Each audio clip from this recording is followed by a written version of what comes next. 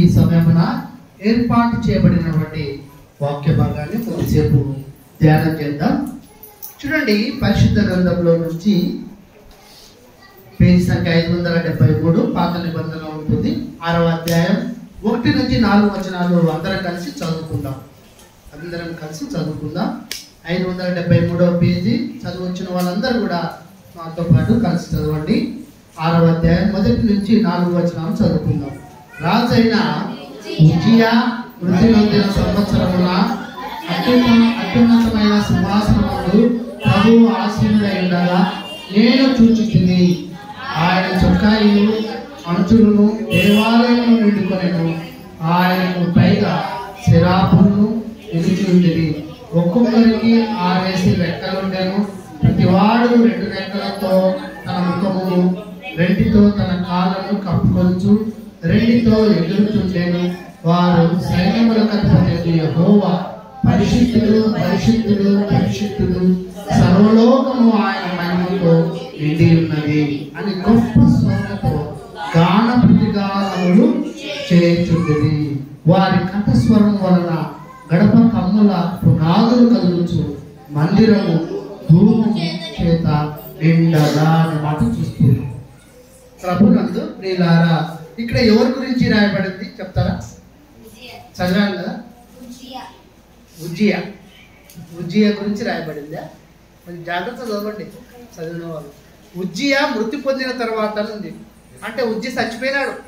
చచ్చిపోయిన తర్వాత ఏం జరిగింది? ఆ సంవత్సరమున అనే మాట చూసుకుంటున్నాం. ఇప్పుడు పైన ఎవరు ఉండేది? ఉజ్జియా ఉంటాడా పైన? ఆయన రాజు, ఉజ్జియా రాజు. ఇక్కడ దేవుడు ఉంటాడు. యెహోవా దేవుడు దగ్గర దేవదూతలు ఎలాగూ వాళ్ళకి 6 రెక్కలు ఉంటాయని, ఒక్కొక్కరు 2 రెక్కలతో ఎగురుతూ, 2 రెక్కలతో తమ ముఖాలను కప్పుకొనుచు, 2 రెక్కలతో కాళ్ళను కప్పుకొనుచు, ఈ విధంగా 2 రెక్కలతో ఎగురుతూ ఉన్నారు కదా.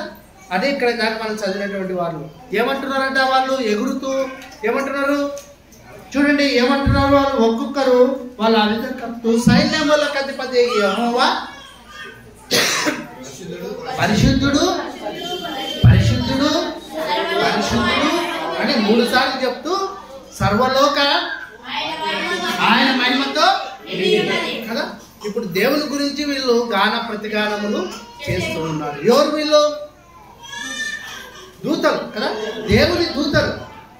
గుర్తుపెట్టుకోవాలి, వీళ్ళు జంతువులు కాదు, మళ్ళీ లేదంటే ఏదో అని అనుకున్నారు. వీళ్ళు దేవుని దూతలు.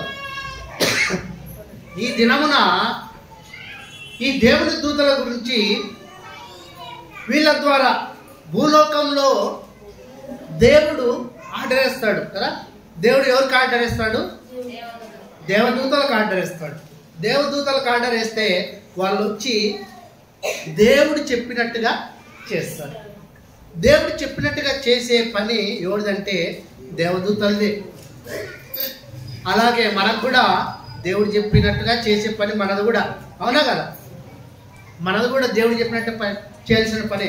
అందుకోసమే మనకు బైబిల్ రాయించాడు.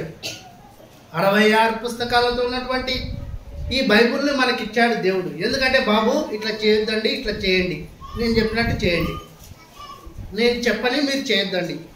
చేస్తే ఏమవుతుంది? అది మీకు పాపం. పాపం వల్ల ఏమొస్తుంది? మరణం, 2వ మరణం. కాబట్టి గమనించండి ప్రియమైన దేవుని బిడ్డలారా, దేవుని సంగమా, ఈ ఉదయకాల సమయంలో దేవుడు మనందరితో మాట్లాడుతున్నాడు. దేవదూతల కార్యాలు రాసుకోండి, చదువుచ్చినటువంటి వారు రాసుకోండి. తన భక్తులను ఏ విధంగా రక్షించాడనేది కొన్ని విషయాలను మీకు జ్ఞాపకం చేస్తాను. చూడండి, మొట్టమొదటిగా దేవుడు తన భక్తుడైనటువంటి, తన సేవకుడైనటువంటి ఏలియాకు ఆహారం పెడుతూ ఉన్నాడు. దూతను పంపించి, నా సేవకుడు ఆకలిగా ఉన్నాడు కనుక నువ్వు వెళ్ళి ఆహారం పెట్టాను. కానీ చూడండి, 1 రాజుల గ్రంథం 19వ అధ్యాయం 5 నుంచి 8 వచనాలు చదవండి. 1 రాజుల గ్రంథం పేజీ సంఖ్య చెప్పండి, టక్కన తీసిన వాళ్ళు. 1 రాజుల గ్రంథం 19వ అధ్యాయం పేజీ సంఖ్య 300 పేజీ సంఖ్య 19వ అధ్యాయం 5 నుంచి 8 వచనం చదవండి. అతడు అంటే ఏలియా దేవుని ప్రవక్త, దేవుని సేవకుడు. ఏం చేస్తున్నాడు? బదీరా వృక్షం కింద కూర్చొని చూడండి. అయితే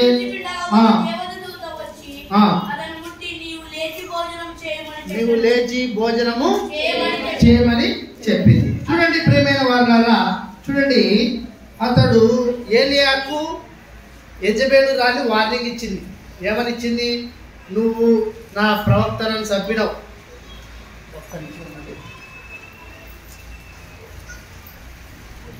నా ప్రవక్తలని నువ్వు చంపినావు, నా బయలుదేవత ప్రవక్తని నువ్వు చంపినావు, కనుక నేను నిన్ను చంపేస్తా.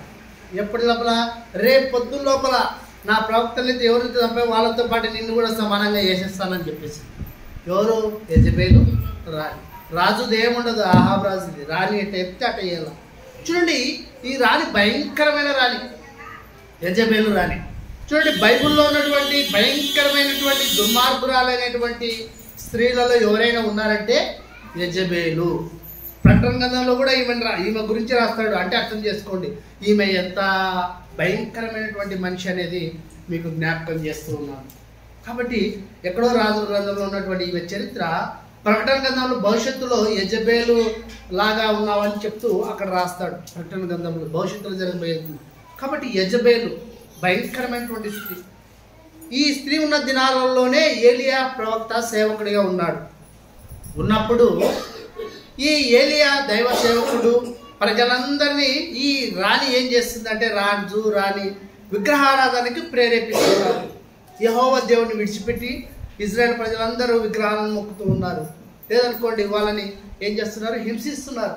అలాంటి పరిస్థితిలో ఏలియా ఏం చేశాడంటే, ప్రజలందరినీ పిలిపించి, నాయన మీకు యా దేవుడు కావాలి? యెహోవా దేవుడు కావాలా, లేదంటే బయలుదేవత కావాలా?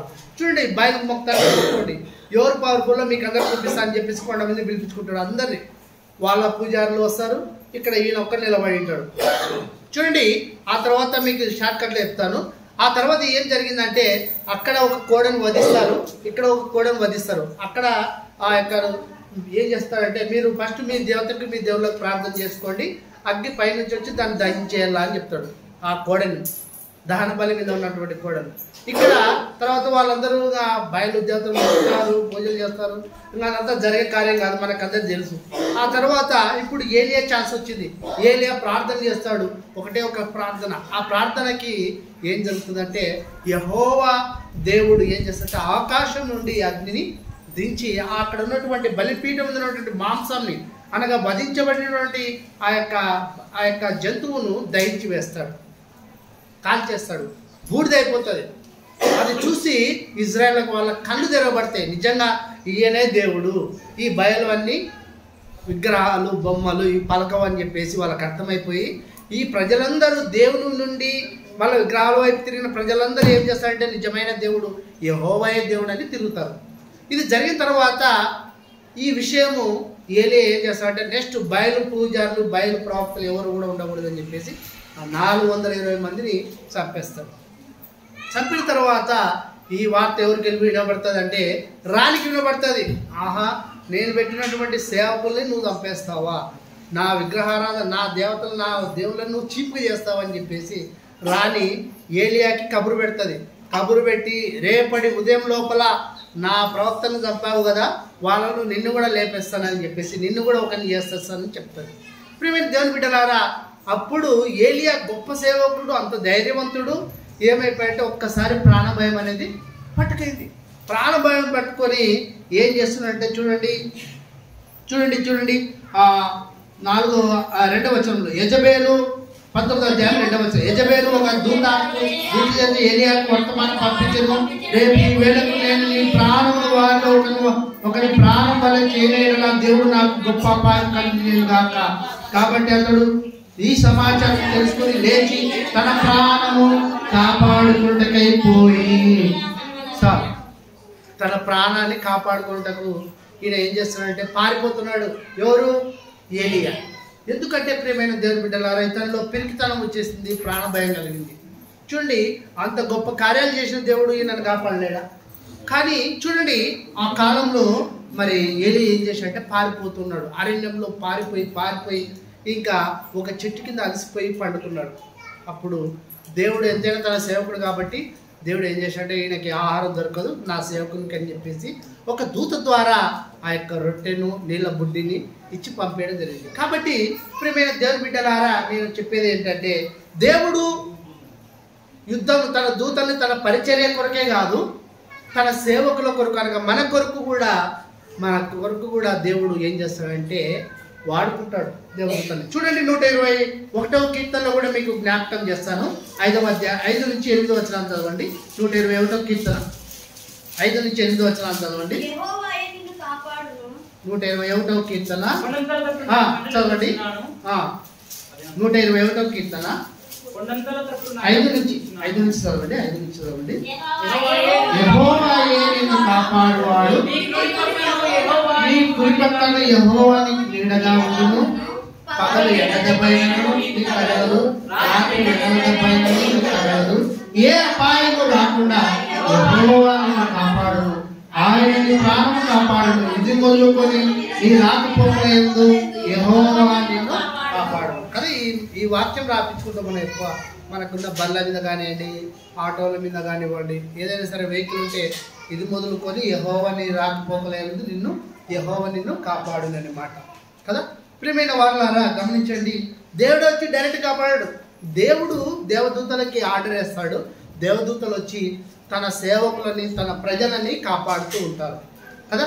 కాబట్టి మీకు జ్ఞాపకం చేస్తూ ఉన్నాను, దేవుడు సేవకులు ఒక్కరినే కాదు, తన భక్తులను కూడా కాపాడుతారు. ఇది మీకు జ్ఞాపకం చేస్తాను. చూడండి, ఆదికాండం 19వ అధ్యాయం 9 నుంచి 11 వచనం చదవండి. ఇక్కడ కూడా దేవదూతలు వీళ్ళని కాపాడుతూ ఉన్నారు. చూడండి, ఆదికాండం 19వ అధ్యాయం. ఈ మనుషులు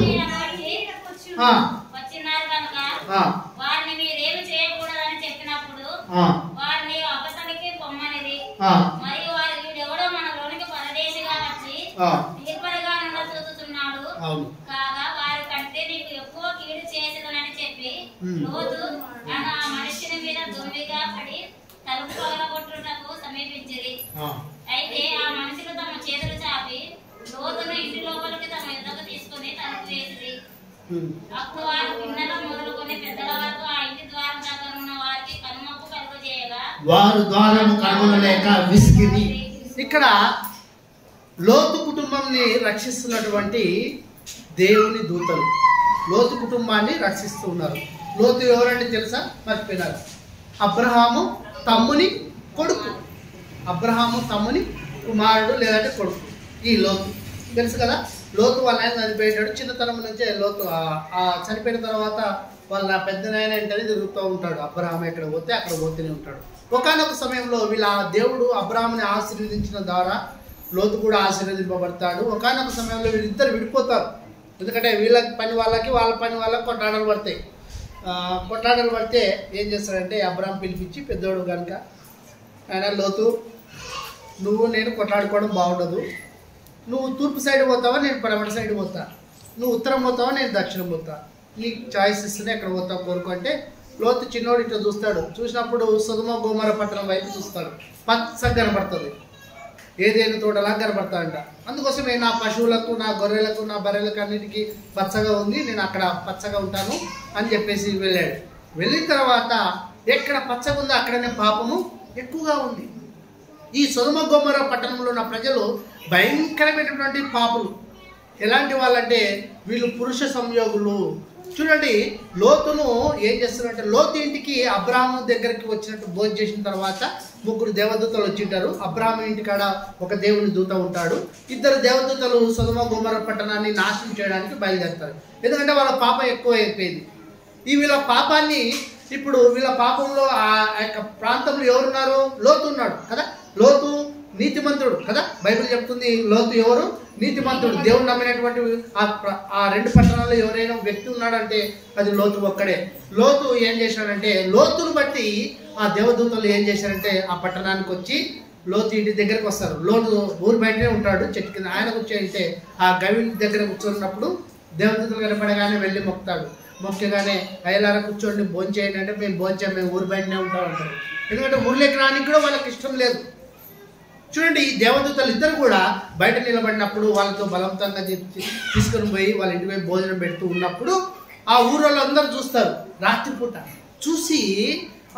చూసి అరే ఎవరో కొత్తగా ఇద్దరు వచ్చినారు, చాలా ఉన్నారు, వాళ్ళతో మాట్లాడదాం, ఎందుకు వచ్చినారు మన ప్రాంతానికి అని చెప్పేసి వాళ్ళ ఇంటి దగ్గరికి వచ్చి, ఎందుకంటే కొత్త వాళ్ళు వచ్చినారంటే వీళ్ళు వాళ్ళకాడ దోచుకోవడం, వాళ్ళని చంపేయడం, వాళ్ళతో పాపం చేయడం ఇలాంటివి చేస్తున్నారు. అందుకోసమే లోతు వీళ్ళని కలవనీయకుండా చేస్తూ ఉన్నాడు. తలుపులు వేస్తూ ఉన్నాడు. కానీ ఆ ప్రజలందరూ వచ్చి లోతు ఇంటి యొక్క తలుపుల్ని బద్దలు కొడుతున్నారట. చూడండి, అంతమంది లోతు ఒక్కడే ఆ తలుపుల్ని మూయగలడంటే మూయలేడు కదా, కట్టలు చేయలేడు. ఆ ఊరు వాళ్ళందరూ వచ్చి తలుపులు తోస్తే ఆ తలుపులు ఎంతవరకు నిలబడతాయి చూడండి. అందుకోసమే దేవదూతలు ఏం చేస్తున్నారంటే వాళ్ళందరూ వస్తే తలుపులు నిలబడవు కనుక వాళ్ళ కళ్ళకి మబ్బులు కలగజేసినారు. ఎవరి కళ్ళకి? ఈ సొదొమ గొమొర్రా పట్టణం ఉన్న ప్రజల కళ్ళకి మబ్బులు కలగజేసినప్పుడు ఏం జరిగిందంటే వాళ్ళు అక్కడ నుంచి ఏం జరిగిందంటే వాళ్ళు కళ్ళు మూసుకొని పోయినాయి, కళ్ళు మబ్బులుగా కనుక్కున్నాయి. అందుకోసమే వాళ్ళు కనుక్కోలేక వెళ్ళిపోతున్నప్పుడు అప్పుడు వీళ్ళిద్దరు లోతు భార్య, లోతుకున్నటువంటి ఇద్దరు కుమార్తెలను తీసుకొని ఊరు బయటికి వచ్చేస్తున్నారు. చూసారా? కాబట్టి దేవుని దూతలు ఆహారం పెట్టడమే కాదు, తన ప్రజలను శత్రువుల చేతిలో నుంచి కూడా కాపాడుతారు. అందుకోసమే నీ రాకపోకలైంది యెహోవా నిన్ను కాపాడననే మాట మీకు జ్ఞాపకం చేశాను. కాబట్టి ప్రియమైన వారలారా, చూడండి ఇక్కడ జ్ఞాపకం చేస్తున్నాడు. దేవుని దూతలు దేవుడు చెప్పినట్టుగానే చేస్తారు. తన భక్తులను కాపాడమంటే కాపాడుతారు, రక్షించమంటే రక్షిస్తారు. చూడండి, మీకు ఇంకో మాటగా మీకు జ్ఞాపకం చేస్తూ ఉన్నాను. చూడండి, పరిశుద్ధ గ్రంథంలో నుంచి చూడండి మీకు జ్ఞాపకం చేస్తాను. చూడండి, అగ్నిగుండంలో పడినటువంటి షడ్రకు, మేషకు, అబేద్నెగోలను కూడా కాపాడినారు. చూడండి, దానియేలు గ్రంథం 3వ అధ్యాయం 25వ వచనం. దానియేలు గ్రంథం 3వ అధ్యాయం 25వ వచనం చూసినట్లయితే చూడండి,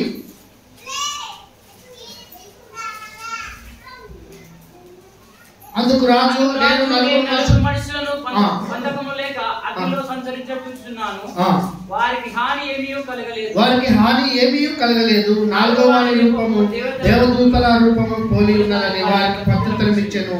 అంతగా నెబుకద్నెజరు రాజు ఏం చేశాడంటే వేడిమి గల మండుచున్న ఆ అగ్నిగుండంలో వాకిలి దగ్గరకు వచ్చి షడ్రకు, మేషకు, అబేద్నెగోనులారా, మహోన్నతుని దేవుని సేవకులారా, బయటికి రండి, నా ఇద్దరికి రండని పిలువగా షడ్రకు, మేషకు, అబేద్నెగోలు ఆ అగ్నిలో నుండి బయటకు వచ్చింది. అధిపతులు, సేనాధిపతులు, సమస్త అధిపతులు, రాజు యొక్క ప్రధానమంత్రులు కూడి వచ్చి ఆ మనుషులను పరీక్షించి వారి శరీరంలో అగ్ని ఏ హానియో చేయకుండా, వారి తల వెంట్రుకలో ఒకటైనను కాలిపోకుండా, వారి వస్త్రములు చెడిపోకుండా, అగ్ని వాసనము వారి దేహంలోకి తగలకుండా చూచింది. ప్రియమైన దేవుని బిడ్డలారా, నెబుకద్నెజర్ రాజు ఏం చేశాడంటే ఒక విగ్రహాన్ని పెట్టి, ఆయన విగ్రహాన్ని పెట్టి దీన్ని మొక్కడోని గ్యారంటీ అగ్నిగుండంలో పడేస్తానని చెప్పినాడు. ఒక ఆర్డర్ పాస్ చేసినప్పుడు ప్రియమైన వాళ్ళారా ఏం జరిగిందంటే వీళ్ళు ముగ్గురు దేవుని బిడ్డలు. ఎవరు? అందుకోసమే వీళ్ళ ముగ్గురు కూడా మొక్కలే. మమ్మల్ని అగ్నిగుండంలో వేసినా మేము నీ బొమ్మకి మాత్రం మేము మొక్కము అన్నారు. రాజుకి ఏమొచ్చింది? కోపం వచ్చి నా ఆర్డర్ని ధిక్కరిస్తారని చెప్పేసి అగ్నిగుండంలో ముగ్గురిని తలతో కట్టి బంధించి అగ్నిలో పడేసినాడు. అగ్నిలో పడవేయగానే ప్రియమైన దేవుని బిడ్డలారా చూడండి, ఆ అగ్నిలో పడిన మరుక్షణమే దేవుడు తన దూతను పంపించి ఆ అగ్నిగుండంలో నుంచి వాళ్ళని విడిపించి, ఆ తాళతో బంధించబడిన వారిని తాళిపించి ఆ అగ్ని కూడా వాళ్ళని ఏం చేయకుండా వాళ్ళని కాపాడినాడట. చూడండి, అగ్నిగుండంలో ఏం చేస్తున్నారంట వీళ్ళు. చూడండి ఓ మాట మీకు జ్ఞాపకం చేస్తాను, ఇందాక చదువు. అగ్నిలో సంచరించుట చూస్తున్నాను అంటున్నారు. వీళ్ళని కట్టి పడేశారు. కానీ ఇక్కడ ఏముంది? 4 మనుషులు బంధకములు లేక, అంటే కట్టించుకోకుండా, అంటే తాళ్ళు ఆ గొలుసులు ఏమైనా సరే ఏదంతా కట్టేశారో అవన్నీ లేకుండా ఏం చేస్తున్నారంటే అగ్నిలో సంచరించుట. అగ్నిలో ఎవరైనా తిరుగుతారండి? అగ్నిలో తిరుగుతున్నారంటే వీళ్ళు కూర్చోలేదు, పండుకోలేదు, అలాగే నిలవలేరు, తిరుగుతున్నారంటే అగ్నిలో. మనం ఇంత చలిమంట కానీ లేదా ఇంత అగ్గిపుల్ల అంటించుకున్నప్పుడు ఇట్లా చేతుల్లో పడింది అనుకోండి, బా అంటాం కదా. కొవ్వొత్తిది అది మైనం కొవ్వొత్తు కరిగిపోయి మన చేతుల మీద ఉన్నప్పుడు అబ్బా అంటాం కదా. అట్లాంటిది వీళ్ళు అగ్నిలో నడుస్తున్నారంట. చూడండి, దేవుని శక్తి చాలా గొప్పది, మన ఊహలకు కూడా అందదు. అలాంటి అద్భుతమైన శక్తి. వీళ్ళ ముగ్గురు యొక్క ఆ భక్తిని చూసి దేవుడు ఏం చేశాడంటే వాళ్ళ ముగ్గురిని దేవుడు ఒక దూతను పంపించి ఆ ముగ్గురిని ఆ అగ్నిలో వాళ్ళకి ఏం కాకుండా వీళ్ళు ముగ్గురు తిరుగుతుంటే రాజు చూస్తున్నాడంట. చూసి వీళ్ళు ముగ్గురుతో పాటు ఇంకొకరు కూడా కనపడుతున్నారు. ఆ వ్యక్తి దేవుని దూత పోలి ఉన్నాడని చెప్పేసి వెంటనే పిలిపించి నాయన మహోన్నతుని దేవుని సేవకులారా అన్నాడు. ఫస్ట్ ఏమో కోపన్నాడు. వీళ్ళకి అగ్ని కాలకుండడం చూసి వీళ్ళు నిజంగా దేవుని బిడ్డలే, దేవుని భక్తులే అని చెప్పేసి వాళ్ళని బయటికి పిలిపించి వాళ్ళకి సకల మర్యాదలు చేసి యెహోవా దేవుడే నిజమైన దేవుడని అక్కడ చాటింపు చేశాడంట. హల్లెలూయా. ప్రియమైన దేవుని బిడ్డలారా, చూడండి, ఏ రాజు అయితే కఠినం చేశాడో ఆ రాజే ఏమన్నాడంటే యెహోవా దేవుణ్ణే ప్రజలందరూ ఆరాధించాలని చెప్పాడు. చూడండి, వీళ్ళు కూడా మా ప్రాణాలు పోతాయని మొక్కింటే నిజంగా ఆ ప్రాంతం అంటే దేవుణ్ణి మొక్కేవాళ్ళు కాదు. వీళ్ళు ముగ్గురు దేవుని మొక్కనందుకు ఒక పరీక్ష వచ్చింది. ఆ పరీక్షలో వీళ్ళు ముగ్గురు నిలబడ్డారు. ఆ పరీక్ష కోసమే సిద్ధపడ్డారు, అగ్నిలో వేయబడ్డారు. తర్వాత దేవుడు తన దూతను పంపించి ఆ యొక్క అగ్నిలో నుంచి వాళ్ళని కాపాడాడు. కనుకనే రాజు ఏం చేశాడు, తన తీర్మానాన్ని మార్చివేశాడు. యెహోవా దేవుడు నిజమైన దేవుడని మరి చేశాడు. ప్రియమైన దేవుని బిడ్డలారా, మరి ఒక్క నిమిషం ప్రార్థన చేస్తాం.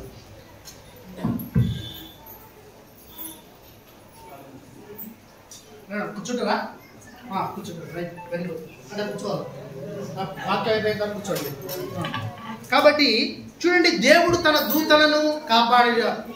దూతను పంపించి తన భక్తులను కాపాడినాడని మీకు జ్ఞాపకం చేస్తున్నాడు. కాబట్టి వాళ్ళ వల్ల ఏమైపోయిందంటే యెహోవా దేవుడే నిజమైన దేవుడని రాజు తన విగ్రహాన్ని తీపిచ్చాడు. వెంటనే అప్పటి నుంచే దేవుడు నిజమైన దేవుడు ఈయనని అందరూ ఎరిగారు. రాజ్యం అంతా ప్రకటన చేసినాడు. కాబట్టి నిజమైన దేవుని బిడ్డలు, నిజమైన సంఘ బిడ్డలు దేవుని కోసం నిలబడాలి. అప్పుడప్పుడు శ్రమలు వస్తుంటాయి, కష్టాలు వస్తుంటాయి, బాధలు వస్తుంటాయి, రోగాలు వస్తుంటాయి. మనము అలాగే ఓపిక పట్టుకొని శ్రమను సహించాల, ఓపిక పట్టుకోవాలా. మనం తట్టుకలేము, బాధలో ఉండలేము అన్నప్పుడు నువ్వు దేవుని కొరకు నిలబడే బిడ్డవి కాదు.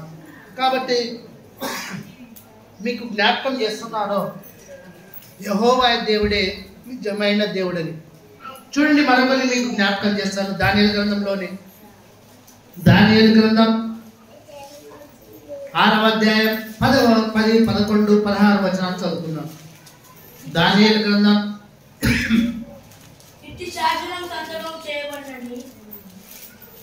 దానియేలు గ్రంథం 6వ అధ్యాయం 10, 11 వచనాలు చదవండి.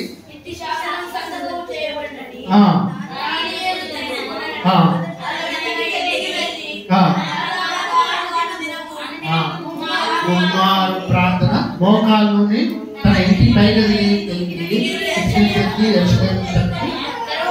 తెరబడిండగా తన దేవునికి ప్రార్థన చేస్తూ ఆయన స్థితిస్తూ వచ్చేను.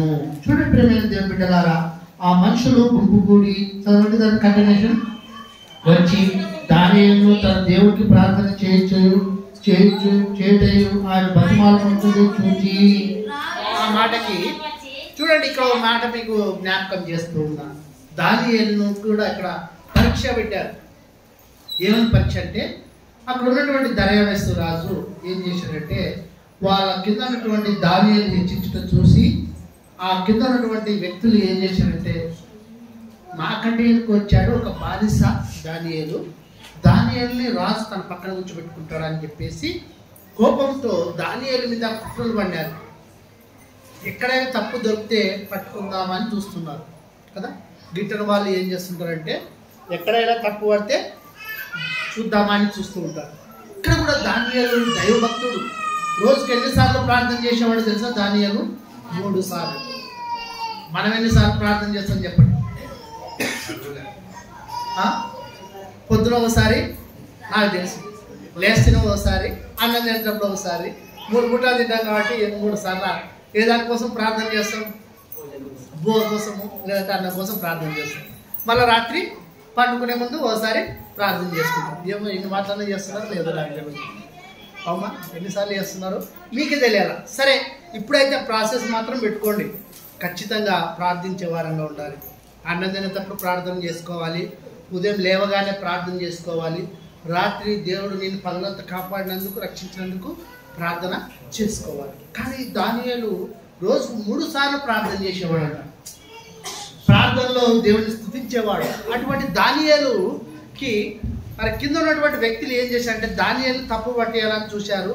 దానియేలుకి ఒక బలవంతంగా వాళ్ళ రాజు ద్వారా శాసనం ఏమని చెప్పించారంటే 30 దినాల వారికి ఎవరు కూడా ఏ దేవునికి ప్రార్థన చేయకూడదు అని వీళ్ళకి ఒక పరీక్ష పెట్టారు. పరీక్ష పెట్టినప్పుడు ఎవరు కూడా వాళ్ళ గుళ్ళకి వెళ్ళి వాళ్ళకి ఇష్టమైన దేవతలు కానీ దేవుళ్ళకి కానీ మొక్కకుండా ఉన్నారు. కానీ దానియేలు మాత్రం ఏం చేస్తున్నాడు, రాజాజ్ఞను పక్కన పెట్టేశాడు. నా దేవుడు నిజమైన దేవుడు అని చెప్పేసి ఇంటి పైకి వెళ్ళి తలుపులు తెరిచి అందరికి బాగా ప్రార్థన చేస్తున్నాడు. రోజు 3 సార్లు ప్రార్థన చేస్తుంటే వాళ్ళు వచ్చి పట్టుకున్నారు, పోయి రాజు దగ్గర తీసుకుపోయారు. రాజా, నువ్వు ఆజ్ఞేశావు 30 రోజుల వరకు ఎవరు ప్రార్థన చేయకూడదని. కానీ ఈ దానియేలు అనే వ్యక్తి ఏం చేస్తున్నాడు, నీ రాజాజ్ఞని ధిక్కరించి మరి 3 సార్లు ప్రార్థన చేస్తున్నాడు. శిక్ష ఏంటంటే సింహాల బోన్లో వేయాలన్నాం, కాబట్టి దానియేలు కూడా తీసుకొని సింహాల బోన్లో వేస్తామని చెప్పినాడు. రాజుకి మనసు బాధ కలిగింది. ఎందుకంటే రాజుకి దానియేలుకి చాలా ఇష్టడుగా ఉన్నాడు దానియేలు. అయినప్పుడు కూడా ఇంకా ఏమైనా లేకట్టు ఏడుస్తూ బాధపడుతూ అలాగే మౌనంగా ఉన్నాడు. సరే, తీసుకుపోయి వాళ్ళు ఆ యొక్క సింహాలు ఉండే ఆ యొక్క గుహలో ఈ దానియేలుని తీసుకుపోయి వేసినారు. ఆకలితో ఉన్న సింహాలు దానియేలుని ఏం చేయలేదు, తినలేదు. ఆకలితో ఉన్న సింహాలు కూడా దానియేలుని తినకుండా ఎవరు చేశారు చెప్పండి? దేవుడు చేశాడు. అంటే దేవుడు డైరెక్ట్గా రాలే, దేవుడు తన దూతలు పంపించి ఆ సింహాలను నోళ్లను మూయించాడు. ఇది మనకి క్లారిటీగా అర్థం చేసుకోవాలి. అంటే దేవుడే చేసేది. దేవుడు ఆర్డర్ చేసింది ఎవరికి? దేవదూతలకి. ఈరోజు మీకు దేవుని దూతల గురించి మాత్రం చెప్తున్నా, జ్ఞాపకం చేసుకోండి. దేవుని దూతలు దేవుని మాటకు లోబడి దేవుడు ఏం చెప్తే ఆ కార్యాలు జరిగించేది ఎవరంటే దేవుని దూతలు. దేవుడు వచ్చి డైరెక్ట్గా చేయడు, గుర్తుపెట్టుకోండి. కాబట్టి ఇక్కడ కూడా మీకు జ్ఞాపకం చేస్తున్నాను, ఆ దానియేలు సింహాల నోట్లో పడుకోకుండా సింహాల నోళ్ళను మూయించింది ఎవరంటే దేవుని దూత. కాబట్టి గమనించండి. ఇంకో మాట మీకు జ్ఞాపకం చేస్తూ ఉన్నా, చూడండి తన భక్తుల ప్రాణాలను కాపాడుతున్నటువంటి దేవుని దూతలు, తన భక్తులకు ఆకలి ఉన్నప్పుడు ఆహారం పెట్టినటువంటి దేవుని దూత, తన భక్తులను చూడండి. ఇంకో మాట మీకు జ్ఞాపకం చేస్తాను, చూడండి. ఇప్పుడు చెరసాలలో వేసినటువంటి పేతురును కూడా దేవుని దూత వచ్చి కాపాడింది. అపోస్తుల కార్యం 12వ అధ్యాయం, అపోస్తుల కార్యం 12వ అధ్యాయం తీయండి, 21 నుంచి 23 వచనాలు చదవండి.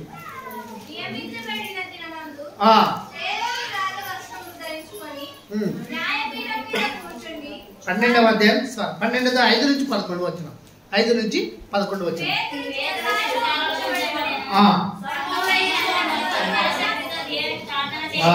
పేతురు చెరసాలలో ఉంచబడెను. సంఘమైతే అతని కొరకు అత్యాసక్తితో దేవునికి ప్రార్థన చేయుచుండెను. ఏ రోజు అతని వెలుపలకు తీసుకుని రావాలని ఆ రాత్రే పేతురును 2 సంఖ్యలతో బంధించబడి 2 సైనికుల మధ్య నిద్రించుచుండెను. మరియు కావలి వారు తలుపు ఎదుట చెరసాల కాచుకొని చుండ్రి. ఇదిగో ప్రభు దూత అతని దగ్గర నిలిచెను. అతడుండిన గదిలో వెలుగు ప్రకాశించును. దూత పేతురు పక్కనలో తట్టి త్వరగా లేమని చెప్పి అతని లేపగా సంఖ్యలు అతని చేతుల నుంచి ఊడిపడెను. అప్పుడు దూత అతనితో నడుము కట్టుకొని చెప్పులు తొడుక్కొనమనెను. అతడు అలా చేసిన తర్వాత దూత, నీ వస్త్రం పైన వేసుకొని నా వెంబడి రమ్మని అతను చెప్పెను. అతడు వెలుపలికి వచ్చి దూత వెంబడి వెళ్ళి దూత వలన నిజంగా జరిగినని గ్రహింపగా తనకు దర్శనం కలిగినని తలంచెను. మొదటి కావలి వారు 2వ కావలి వారు దాటి పట్టణముకు పోవు ఇనుప గవిని యొద్దకు వచ్చినప్పుడు దానంతటా అదే వారికి తెచ్చుకొనెను. వారు బయలుదేరి ఒక వీధి దాన్ని దాటిన వెంటనే దూత అతన్ని విడిచి పోయాను. ప్రియమైన దేవుని బిడ్డలారా, దేవుని దూత పేతురుని చెరసాలలో ఈ హేరోదు రాజు చంపాలని పొద్దునైతే చంపాల. ఎవరిని? పేతురుని. యేసు ప్రభు శిలువలో చనిపోయాడు, మరణించాడు, సమాధి చేయబడ్డాడు, తిరిగి లేచాడు. తిరిగి లేచి వెళ్ళిపోయిన తర్వాత 40 రోజుల తర్వాత ఈ పేతురు నెక్స్ట్ అధికారం ఎవరికంటే యేసు ప్రభు తర్వాత పేతురే నడిపించేది అందరినీ. పేతురు నడిపిస్తూ ఉన్నాడు. పేతురు సువార్త చెప్పినప్పుడు అందరూ చాలామంది నమ్ముతూ ఉన్నారు, బాప్తిసం తీసుకుంటున్నారు. సంఘము, ఆదిమ సంఘం పెరుగుతూ ఉంది. పెరుగుతున్నప్పుడు అక్కడ ఉన్నటువంటి హేరోదు రాజు పేతురు గురించి తెలుసుకున్నాడు. పేతురు పట్టుకుపోయి ఎక్కడ వేసాడు? చెరసాలలో వేసాడు. చెరసాలలో వేసి పొద్దున్నే పేతుని ఏం చేయాలా? తల కట్ చేయాలి, తల తీసేయాలి, చంపాల పేతుని. కానీ ఆ రాత్రి ఏం చేస్తున్నారంటే వాళ్ళకు పేతురు కొరకు ఎవరు చేస్తున్నారు ప్రార్థన? సంఘం ప్రార్థన చేస్తుంది. చూడండి, సంఘ ప్రార్థన చాలా బలమైనదని మీకు జ్ఞాపకం చేస్తూ ఉన్నాను. సంఘ ప్రార్థన చాలా బలమైనది.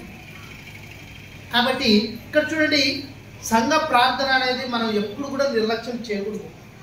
ఎక్కడ 2-3 నా నామమున కూడుకొని ఉంటారో వారి మధ్యన నేను ఉంటానని ప్రభు ఎందుకన్నాడంటే అది సంఘం. సంఘము అనగా మనం దేవుని బిడ్డలు కలిసి ప్రార్థన చేస్తారో, ఏకీభవించి ప్రార్థించినప్పుడు దేవుడు గొప్ప కార్యం చేస్తాడు. వీళ్ళు చేసిన ప్రార్థన ఎక్కడ పోయింది? దేవుడి దగ్గరికి పోయింది. దేవుడు ఏం చేసినట్టు ఒక దూతను పంపించాడు. దూత వచ్చి ఏం చేసిందంటే చెరసాలలో ఏం చేస్తున్నాడు? పడుకున్నాడు పేతురు. ఏం టెన్షన్ లేదు. పొద్దున నిన్ను లేపేస్తారని తెలిసినా కానీ ఆయనకి ఏ ప్రాణ భయం కూడా లేకుండా పండుకున్నాడంట. మనకి పొద్దున్నే చంపేస్తారని తెలిసిందనుకో, రాత్రి నిద్ర వస్తుందా? రాదు. కానీ పేతురు నిద్రపోతే దేవుని దూత పక్కన వచ్చి నిలబడి లేపిందంట. పేతుర్ని లేపి వెళ్ళి నీ బట్టలు వేసుకో, నీ చెప్పులు తొడుక్కో, రెడీగా. సంఖ్యలు కట్టేశారు, సంఖ్యలన్నీ ఊడిపోయినాయి. దేవుని దూత వచ్చింది, మొత్తం విడిపించేసింది. చక్కగా పోతుంటే ఆ యొక్క చెరసాల ద్వారాలు ఉంటాయి కదా, అవన్నీ ఊడిపోతాయి, అవన్నీ పక్కకి తొలగిపోతున్నాయంట. వీళ్ళిద్దరూ వస్తూ ఉన్నారు. ఎవరు? దేవుని దూత, పేతురు. వీళ్ళిద్దరు నడుచుకుంటూ పోతున్నారు, నడుచుకుంటూ వెళ్తున్నారు. జైల్లో నుంచి, చెరసాల నుంచి బయటకు వచ్చేసినారు. పేతురు ఏమనుకుంటున్నాడంటే ఇది దర్శనము అనుకుంటున్నాడు. నిజం కాదు, ఇది ఒక దర్శనమేమోలే. నేను దర్శనం అంటే మీకు తెలుసు కదా, కలగంటూ ఉంటారు. కాబట్టి కళ, దర్శనం ఈ రెండింటికి తేడా ఏంటంటే కళ అనగా అది నెరవేరదు, దర్శనం అనగా నెరవేరేది, దేవుడు ఇచ్చేది దర్శనం. ఇక్కడ మీకు జ్ఞాపకం చేస్తాను, ఈ రెండు కూడా ఒక్కోసారి ఇవి జరుగుతున్నప్పుడు ఈ దర్శనం అని అనుకుంటున్నాడు పేతురు. చూడండి, బయటికి తీసుకొచ్చిన తర్వాత ఒక వీధి గుండా తిరిగేసి వీళ్ళు ప్రార్థన చేసే స్థలం దగ్గర తీసుకొచ్చి విడిచిపోయింది దేవుని దూత. చూడండి, అప్పుడు పేతురుకి స్పృహ వచ్చింది, ఇది నిజమే, దేవుని దూత నన్ను బయటికి తీసుకొచ్చాడని చెప్పేసి మరలా వాళ్ళ ప్రార్థించిన చోటుకి వచ్చి పేతురు వచ్చి నిలబడినాడు. హల్లెలూయా. ప్రియమైన దేవుని బిడ్డలారా, కాబట్టి ప్రార్థన అనేది దేవుడు విని ఆ ప్రార్థనలు మీరేం అడుగుతున్నారో ఆ కార్యాలను దేవుడు నెరవేర్చేవాడిగా ఉన్నాడు.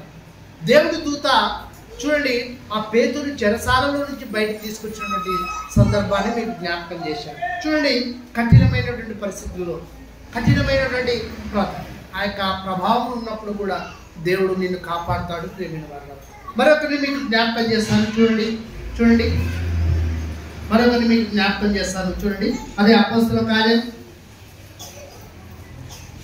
12వ అధ్యాయంలోనే 21 నుంచి 23 వచనాలు. ఇప్పుడు ఈ పేతురు చంపినటువంటి నియమింపబడినటువంటి దినములలో హేరోదు రాజవస్త్రములు ధరించుకొని న్యాయపీఠం మీద కూర్చోండి, వారి ఉపన్యాసం చేయగా జనులు ఇది దైవ స్వరమే గాని మానవ స్వరం కాదని కేకలు వేసి అతడు దేవుని మహిమపరచగా వెంటనే ప్రభు దూత అతను మధ్యను గనుక పురుగులు పడి ప్రాణం విడిచాడు. పేతురుని చంపాలనుకున్నటువంటి రాజు ఏమైనాడంటే పురుగులు పడి చనిపోయినాడు. ఎవరు నెత్తినారు? దేవుని దూత, ప్రభు దూత, దేవుని దూత, యెహోవా దూత, ఇవన్నీ పేర్లు. కాబట్టి గమనించండి ప్రియమైన దేవుని బిడ్డలారా, శత్రువులను కూడా హతమార్చే పని దేవుడు ఎవరికి అప్పగిస్తాడంటే దేవదూతలకు అప్పగిస్తాడు. దేవుడు వచ్చి డైరెక్ట్ కత్తి తీసుకొని వచ్చి చంపడు, దేవుని దూతలకి అప్పగిస్తాడు. దేవుని దూతలు ఏం చేస్తారంటే హేరోదు రాజుని చంపేశారు. దేవుని దూత వచ్చేసి హేరోదు రాజుని ముత్తినప్పుడు పురుగులు వచ్చాయంట. పురుగులు వెంటనే రావు. ఎప్పుడు ఒక మనిషి చనిపోయినాక ఎన్ని రోజులు పురుగులు బయటపడతాడు? 3-4 రోజులు దాటవు. అది ఐస్ లేకుండా ఉంటే 3-4 రోజులకైతే పురుగులు ఉబ్బడము, శరీరం ఉబ్బడము, పగలడం, లోపల ఉన్న పురుగులు బయటకు వచ్చేస్తాయి. వెంటనే అంటే చూడండి ప్రభువు ఎంత స్పీడ్గా మొత్తినాడు అనేది మీకు జ్ఞాపకం చేస్తూ ఉన్నాను. మా బంధువులు ఒక ఆమె ఉంది, నాకు అత్త వరుస అవుతుంది. ఆమెకి ఏం జరిగిందంటే మా మామకి ఆయనకి ఎయిడ్స్ వ్యాధి వచ్చి టీబీ కాయలతో ఆయన చనిపోయాడు. ఆయన తిరిగినటువంటి చెడు తిరుగుడుని బట్టి. తర్వాత ఈమెకు కూడా వచ్చేసింది, 2 భార్యాభర్తలు కనుక. ఆయన చనిపోయాడు. ఇప్పుడు ఈమె మెత్తగా అయిపోయింది, టీబీతో బాధపడుతుంది, టీబీ వ్యాధితో. ఈమెను తీసుకుపోయి మన కర్నూలులో నందికొట్కూరులో రూట్లో ఉంది, ప్రేమగిరి అని ఒకటి ఉంది. అక్కడికి వెళ్ళారంటే చూసింటారు మీరు కొంతమంది. ఆ నిలయంలో ఈమెను తీసుకుపోయి వేసినారు. వాళ్ళ అన్నలు రాకున్నారు, వాళ్ళ బంధువులు ఎవరు రాకున్నారు. కేవలము 2 కొడుకులు, ఆమెకి 2 కొడుకులు, ఒక బిడ్డ, పిల్లలు, చిన్న పిల్లలు. ఇంకా చూడు వాడు పెద్ద పిల్లోడు, వాడు రోజు వాళ్ళ అమ్మని చూడనీకి రావాలి, అక్కడనే వాళ్ళ అమ్మ కానే ఉన్నారు. పిల్లలు, చిన్న పిల్లలు ఆనే ఉన్నారు. వాళ్ళ బంధువులు ఎవరు రాకున్నారు దగ్గరికి. ఎందుకు? ఎయిడ్స్ అని. అప్పట్లో ఫేమస్ కదా ఎయిడ్స్. ఇప్పుడంటే తగ్గిపోయింది కానీ అంత ప్రభావం లేదు, మందులు వచ్చాయి కనుక ఎవరు రాకున్నారు. ముట్టుకుంటే మాకు ఏడొస్తుందో. ఇప్పట్లో కరోనా ఫేమస్ కదా. కాబట్టి చూడండి ఆ ఎయిడ్స్కి వాళ్ళ సమయంలో ఆమె ఏం చేతన పరిస్థితి. వాళ్ళు విగ్రహారాధికులు కనుక ఆమె ఎన్నుగా ఈ నర్సులు అక్కడ ఉన్నటువంటి వారు యేసు ప్రభు గురించి వాళ్ళు చేసే ప్రార్థనలు, వాళ్ళు ఆమె కాడికి వచ్చి ప్రార్థనలు వినింది. ఆమె మనసులో మరి ఆమె కూడా ప్రార్థనలు ఏకీభవించింది. తన పరిస్థితిని చూసి దుఃఖించి ఏడుస్తూ యేసు ప్రభుని వేడుకున్నప్పుడు మరి రాత్రి వేళ సమయంలో ఒక దూత వచ్చి ఆమెను ముట్టుకున్నట్టుగా ఆమె చెప్తూ ఉంది. అన్నురాలు, ఆమె దేవుని నమ్ముకున్నట్టు కాదు. మన దేవుని నమ్ముకున్నట్టయితే కొంచెం డౌట్ పడొచ్చేమో, కానీ ఒక అన్నురాలు నాకు యేసు ప్రభువే కనపడుతున్నాడని ఆమె చెప్తుంది. నాకు యేసు ప్రభు లక్కనే కనపడుతున్నాడు, యేసు ప్రభు లక్కనే వచ్చాడు, నన్ను ముట్టుకున్నాడు. పొద్దున కల్లా ఆమె ఏమైపోయిందంటే బాగా అయిపోయింది. ఇది స్వస్థత అంటే. పొద్దున్నే బాగా అయిపోయింది. డాక్టర్లు వచ్చి చెక్ చేస్తే నాకు బాగుంది సార్, నాకు ఇప్పుడేం లేదు అంటే చూసి ఆమె వాళ్ళు కూడా ఆశ్చర్యపోయారండి. చూడండి దేవుడు ఎంత గొప్ప కార్యం చేశాడు. చూడండి ఇది స్వస్థత. ఆమెను ముట్టగానే ఆమెలో మార్పు కలిగింది. శరీరంలో ఉన్న బలహీనత పోయింది, ఆ దగ్గు, ఆయాసం అనేది పోయింది. విపరీతమైన టీబీ కాయాలంటే విపరీతమైన దగ్గు ఉంటుంది, ఆయాసం ఉంటుంది, నడచలేరు, మాట్లాడలేరు. చూడండి ప్రియమైన దేవుని బిడ్డలారా, ఆమెలో ఉన్న ఆ మార్పును చూసి పొద్దున్నే ఆమె డిశ్చార్జ్ చేశారు. చూడండి మందులు ఇచ్చి. ఆమె ఇప్పటి వరకు కూడా బాగుంది, ఇప్పుడు కూడా సాక్ష్యం చెప్తూ ఉంది. ప్రియమైన దేవుని బిడ్డ, దేవుని కుమారుడా, దేవుడు అప్పుడు కాలంలో కాదు ఇప్పుడు కాలంలో కూడా పని చేస్తున్నాడు అనేది మీకు ఉదాహరణ చెప్తూ ఉన్నా. దేవుడు తన దూతల ద్వారా గొప్ప గొప్ప కార్యాలు జరిగిస్తాడు. ఇప్పుడు కూడా మనం కూడా ఎన్నోసార్లు ఆటోలో పోతుంటాం, బస్సుల్లో పోతుంటాం, బైకుల మీద ప్రయాణం చేస్తుంటాం. నేను కానివ్వండి, మీరు కానివ్వండి, కొన్నిసార్లు ప్రమాదాలు జరుగుతాయి. జరిగినప్పుడు మనకి ఏం కాపాడకుండా మనం బయటపడుతున్నామంటే కారణం ఏంటంటే దేవుడు మనకు కనపడకుండానే తన పిల్లలైనటువంటి మనల్ని కాపాడుతున్నాడు, తన పిల్లలైన మనల్ని రక్షిస్తున్నాడు. మనకి ఏదైనా అవసరం ఉన్నప్పుడు మనకు సహాయం చేసేటువంటి దేవుడుగా మన దేవుడు, మన యేసు ప్రభు ఉన్నాడు అనేది మీకు జ్ఞాపకం చేస్తున్నాను ప్రియమైన వాళ్ళు. హల్లెలూయా.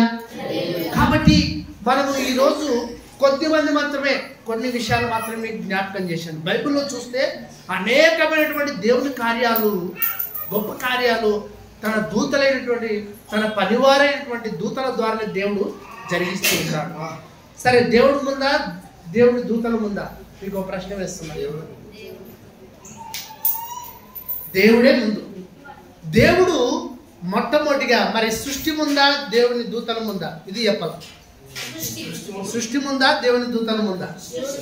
కాదు. దేవుడు ఫస్ట్, తర్వాత దేవుని దూతలు, ఆ తర్వాత సృష్టి. సరే, సృష్టి ముందా, మనిషి ముందా? సృష్టి ముందు. Very good. కాబట్టి ఈ సృష్టిని ఎవరి కోసం చేశాడు దేవుడు? మనిషి కోసం చేశాడా, దేవుని దూతల కోసం చేశాడా? మనుషుల కోసమైన, మన కొరకు ఈ భూమి ఉండాలి. మనం ఈ భూమి మీద ఈ వాతావరణానికి మాత్రమే మనం జీవించగలం. డైరెక్ట్ పరలోకంలో పెట్టాడనుకో, అక్కడ మనం ఇప్పుడు ఉండలేము, కానీ భవిష్యత్తులో మహిమ శరీరంతో ఉండాలి. అంటే దేవునికి ఒక ప్రణాళిక ఉంది. దానికి ముందు సాతానుడు చేసేటువంటి ఆ యుద్ధం ఉంది. యుద్ధంలో సాతానుడు పడిపోయి దేవుని దూతనే, సాతానుడు కూడా ఎవరో కాదు. ఆ దూతల్లో ఒక దూత, ప్రధాన దూత అయినటువంటి ఆ యొక్క లూసిఫరు దేవుని మీద యొక్క సింహాసనం మీద కూర్చోవాలని ఆశపడి ఆ తర్వాత దేవుడు తన దూతల ద్వారా యుద్ధం జరిగిస్తాడు. ఆ యుద్ధంలో లూసిఫర్ ఓడిపోయి పైనుంచి పరలోకం నుంచి కింద పడవేయబడతాడు. చరిత్రకారులు ఎన్ని చెప్తారంటే దూతలు 9 రకాలంట. దూతలు 9 రకాలు, ఒక్కొక్కరికి ఒక్కొక్క క్యాడర్లో ఉంటారు. అంటే దేవుడి దగ్గర స్తుతించేవారు చెరుపులు కెరాపులు అయితే దేవుని పని చేసేవారు, దేవుని యొక్క యుద్ధం చేసేవారు, ఇలాగ రాయబారులు చేసేవారు, సమాచారాన్ని అందించేవారు, ఇలాగ ప్రధాన స్థానంలో ఉండేటువంటి దేవుని దూతలు, ఇలాగ రకరకాల స్థితిలో ఉంటారు. సరే, ఏదేమైనప్పటికీ దేవుడు తన పని కొరకు, తన వారి కొరకు, భక్తులైన మన కొరకు కూడా దేవుడు తన దూతల్ని ఉంచుకున్నాడు ప్రేమైన వాళ్ళ. కాబట్టి తన పనివారుగా, తన క్రియలు జరిగించేవారుగా దేవుడు తన క్రియలను మరి దేవుని దూతల ద్వారా జరిగిస్తూ ఉన్నాడు. కాబట్టి ఈరోజు ఒక 5 విషయాలు మీకు జ్ఞాపకం చేశాను. దేవుడు తన యొక్క పిల్లలకు ఆహారం పెట్టేవాడిగా ఉన్నాడు. రెండవది, తన పిల్లలు ప్రమాదంలో ఉన్నప్పుడు వారిని రక్షించేవాడిగా ఉన్నాడు. అలాగే మూడవదిగా తన పిల్లలైనటువంటి షడ్రకు, మేషకు, అబేద్నెగోలను అగ్నిగుండంలో నుంచి కాపాడినటువంటి వాడిగా దేవుని దూతలు ఉన్నారు. నాలుగవదిగా దానియేలుని సింహాల బోన్లో వేసినప్పుడు సింహములు తినకోకుండా తన దూతల్ని పంపించి కాపాడినట్టుగా ఉన్నాడు. అంటే ప్రమాదం ఉన్నప్పుడు కూడా దేవుడు కాపాడుతూ ఉన్నాడు. ఐదవదిగా ప్రియమైన దేవుని బిడ్డలారా, చెరసాలలో వేసినప్పుడు పేతురును కూడా ఆ యొక్క చెరసాలలో నుంచి బయటికి తీసుకొచ్చాడు. ఏ శత్రువు అయితే హేరోదు రాజు ఆ యొక్క దేవుని బిడ్డ అయినటువంటి పేతురుని చంపాలనుకున్నాడో, దేవుని సేవకుడైనటువంటి పేతురుని చంపాలనుకున్నాడో, అదే పేతురును అదే వ్యక్తిని, హేరోదు రాజుని చంపించేశాడు. ఎవరి ద్వారా? దేవుని దూత ద్వారా. కాబట్టి మనం జ్ఞాపకం ఉంచుకోవాలి, లోతును కాపాడినటువంటి దేవుడు నిన్ను నన్ను కాపాడుతున్నాడు. హేరోదుని మెచ్చినట్టుగా మన శత్రువులను కూడా మెచ్చుతూ ఉన్నాడు. పేతురు కాపాడినట్టుగా నిన్ను నన్ను కాపాడుతూ ఉన్నాడు. దానియేలుని కాపాడినట్టుగా, భయంకరమైనటువంటి సింహాల నోళ్ళ నుంచి కాపాడినట్టుగా నిన్ను నన్ను కాపాడుతున్నాడు. షడ్రకు, మేషకు, అబేద్నెగోలను అగ్నిగుండంలో నుంచి కాపాడినట్టుగా దేవుడు నిన్ను భయంకరమైన పరిస్థితిలో నుంచి నిన్ను నన్ను కాపాడుతున్నాడు. కాబట్టి ప్రియమైన దేవుని బిడ్డ, దేవుని కుమారుడ, దేవుని యందు విశ్వాసం ఉంచి, దేవుని కొరకు నిరీక్షించి, దేవుని కొరకు నువ్వు ప్రార్థించేవారిగా ఉండాలని ప్రభువైన మీకు తెలియజేస్తూ ఉన్నాను. కాబట్టి ప్రార్థన అనేది మనము ప్రతిదినము ప్రార్థించినప్పుడే దేవుడు నిన్ను కాపాడుతాడు, నీ కుటుంబాన్ని కాపాడుతాడు. ఎట్లా కాపాడుతాడు? ఇంతసేపు ఎవరి గురించి చెప్పాను? దేవుని దూతల ద్వారా కాపాడుతాడు. నీకు ఏ అపాయం రాకుండా కాపాడుతాడు కదా. నీ గుడారానికి తెగులు రాకుండా కాపాడుతాడు. పగలు ఎండ దెబ్బ తగలేయడు, రాత్రి వెన్నెల దెబ్బ తగలేయడు. కారణం ఏంటంటే దేవుడే ఈ కార్యాలన్నీ జరిగించేది. కాబట్టి అటువంటి గొప్ప దేవుణ్ణి నువ్వు నేను ఆరాధిస్తున్నావు. అలాంటి పరిశుద్ధుడు పరిశుద్ధుడు పరిశుద్ధుడు అని పరలోకంలో ఉన్నటువంటి దేవుణ్ణి మనము దేవుని దూతలు ఆరాధిస్తున్నారు. అలాగే మనం కూడా ఈ ఉదయకాల సమయంలో అలాంటి పరిశుద్ధుడైన దేవుని మనం కూడా ఆరాధించాలి. పరలోకంలో వాళ్ళు ఆరాధిస్తున్నారు, భూలోకంలో మనం ఏం చేయాలి? సంఘంగా మనము కూడా దేవుణ్ణి ఆరాధించాలి.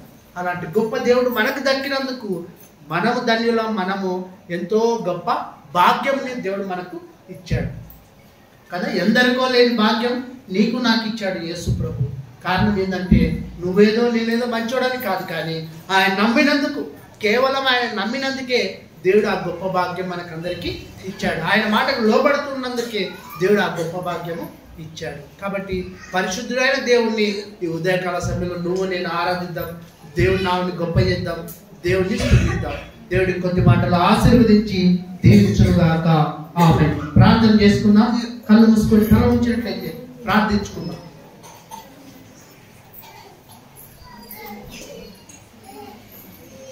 మన మధ్య ఉన్నటువంటి ప్రార్థన చేస్తారు.